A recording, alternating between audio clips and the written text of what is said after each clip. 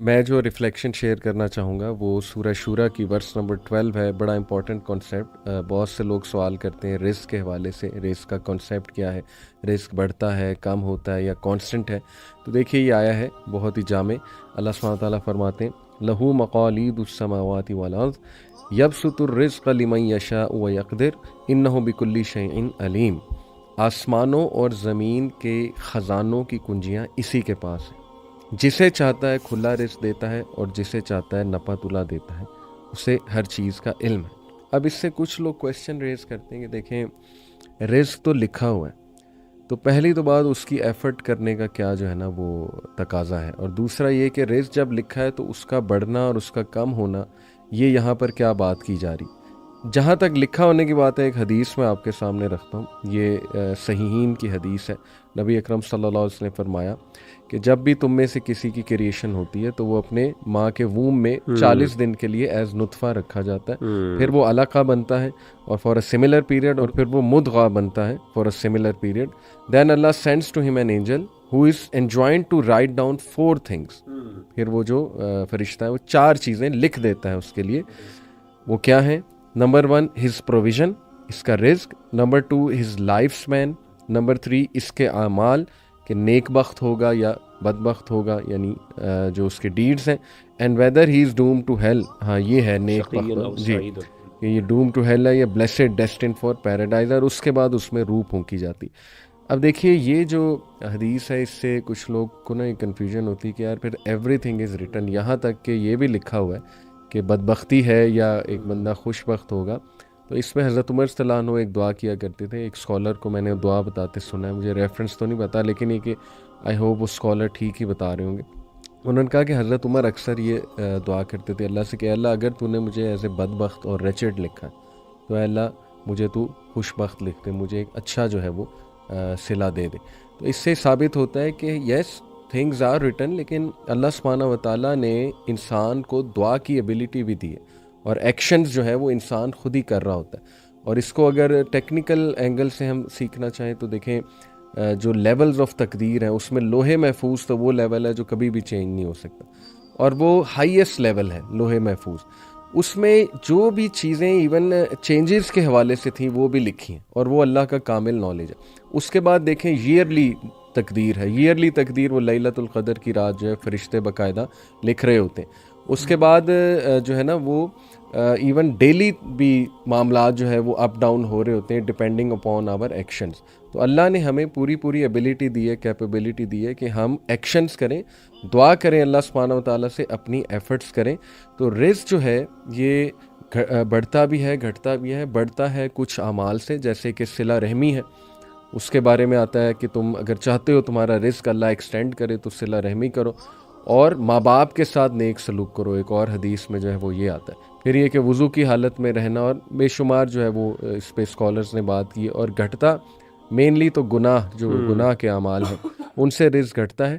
تو میں اس کو ایسے سمجھاؤں، آپ بھی کائنڈلی کومنٹ آپ میں سے کوئی کیجیے گا، کہ دیکھیے اوور آل تو رزق لکھا ہوا ہے، سیٹ ہے، لیکن ڈپینڈنگ اپون دی ایکشنز وہ کبھی زیادہ ہو رہا ہے کبھی کم ہو رہا ہے مقدار میں، ایک مقدار میں. جیسے اسی سورہ کی ورس جو 27 ہے نا، اس میں اللہ تعالیٰ کہتے ہیں کہ اگر اللہ ایکسٹینڈ کر دیتا ایکسیسیولی رزق اپنے بندوں کا تو وہ ظلم کرتے، وہ ٹیرنی کرتے through out the earth, but he sends it down in an amount which he whales.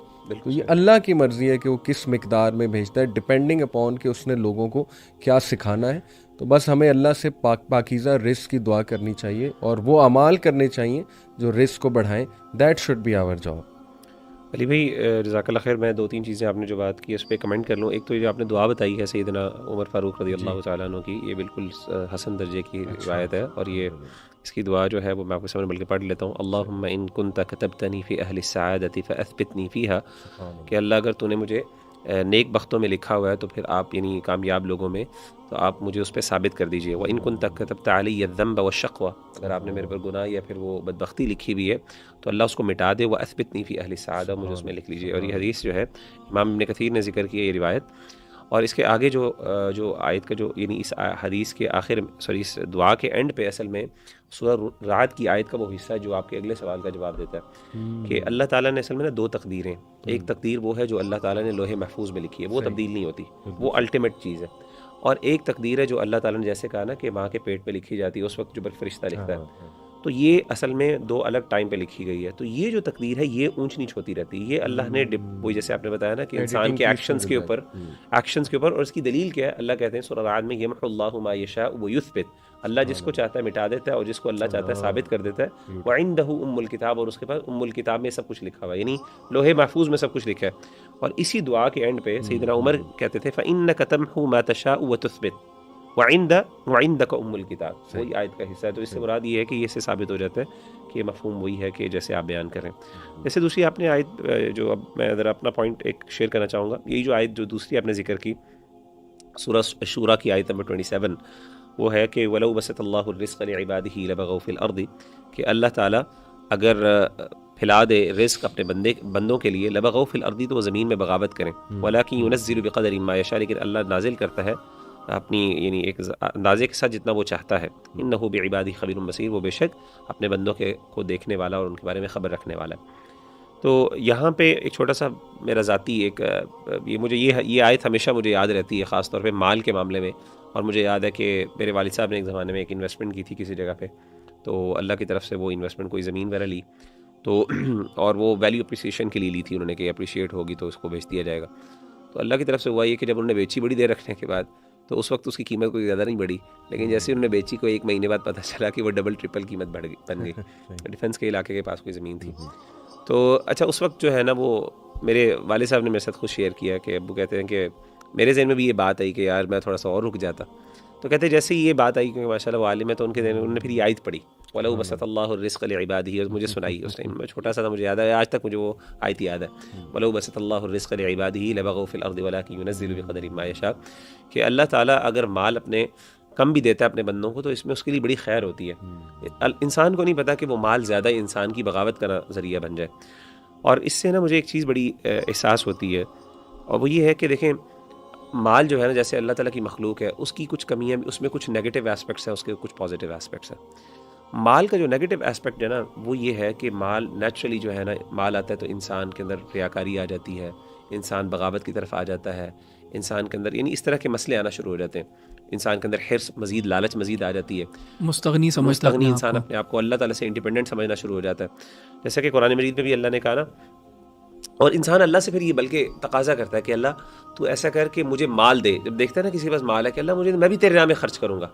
اللہ نے سورہ توبہ میں اس چیز کا ذکر کیا، وَمِنْهُمْ مَنْ عَاهَدَ اللَّهَ لَئِنْ، آیت نمبر 75 میں، وَمِنْهُمْ مَنْ عَاهَدَ اللَّهَ لَئِنْ آتَانَا مِنْ فَضْلِهِ لَنَصَّدَّقَنَّ وَلَنَكُونَنَّ مِنَ الصَّادِقِينَ فَلَمَّا آتَاهُمْ مِنْ فَضْلِهِ بَخِلُوا بِهِ وَتَوَلَّوْا وَهُمْ مُعْرِضُونَ. اللہ کہتے ہیں جب انسان کے پاس مال نہیں ہوتا تو کہتا ہے کہ اللہ مجھے عطا کر، تو کرے گا تو میں ضرور اس میں سے صدقہ کروں گا، بڑا تیری راہ میں خرچ کروں گا. لیکن جیسے ہی اللہ عطا کرتے ہیں تو اسے کیا کرتے ہیں، وہ یعنی بخل کرنا شروع ہو جاتے ہیں، کنجوسی کرنا شروع ہو جاتے ہیں.